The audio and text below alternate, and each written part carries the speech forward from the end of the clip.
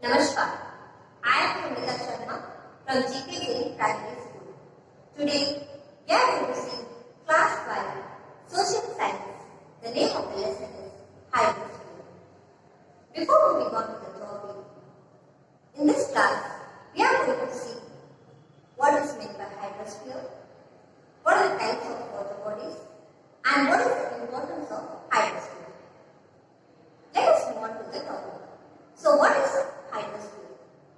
As the word hydrosphere denotes water. So, hydrosphere is the amount of water present on a planet. The hydrosphere includes water that is present on the surface of the planet, underground and in the air. It can be in the form of liquid, vapor or solid in the form of ice. Hydrosphere covers 71% of the planet Earth. This includes water in liquid and frozen forms. 97% is salt water and the rest 3% water is found in ground, lakes, rivers and also frozen as ice in the form of glaciers and icebergs. So what is hydrosphere? Hydrosphere is the total amount of water present in the planet. Now, what is the importance of hydrosphere? We all need water to carry our daily activities. Animals and plants also need water for their survival. We need water for cooking, we need water for bathing, we need water for all the other activities like washing vessels, washing clothes, etc.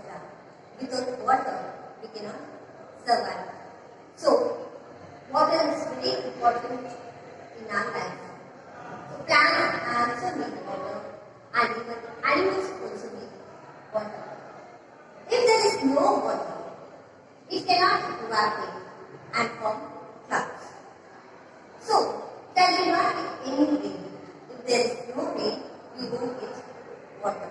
So, we should understand the importance of water and we should save water. Now, what are the types of water bodies?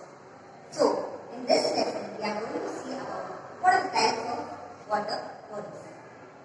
Oceans, sea, rivers, lakes, gulf, bay, lagoon, strait and waterfall. Now we are going to see what are the types of water bodies. Oceans. What are oceans? Oceans are the vast bodies that separate continents from one another. The water is salty in nature. So there are 5 oceans in the world. They are the Pacific Ocean, Atlantic Ocean, Indian Ocean, Southern Ocean and Arctic Ocean. So these are the 5 oceans of the world. So what are oceans? Oceans are vast bodies that separate continents from one another.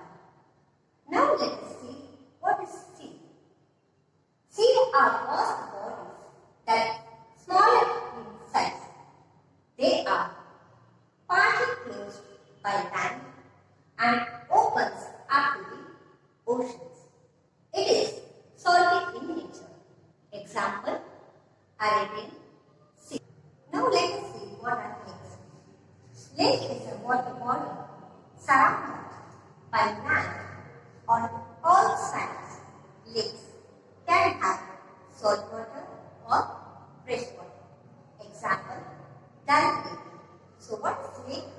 Lake is a water body surrounded by land on all sides. Lakes can have salt or fresh water. Example, Dal Lake. Now let us see what are rivers. There are many rivers in our country, India. So what is river? Rivers are large streams that float over the land. Rivers are freshwater bodies which begin at mountains area. These rivers usually rain in sea or in oceans. Example, Ganga, Yamuna, Saraswati, Brahmaputra, Kaveri, etc. So there are many rivers in our country, India. Now, what is Gulf? A Gulf is a large area of an ocean or sea surrounded by land. Example, Gulf of Kutch. What is Gulf? A Gulf is a large area of an ocean or sea surrounded by lake. Example, Gulf of Kutch. Lagoon.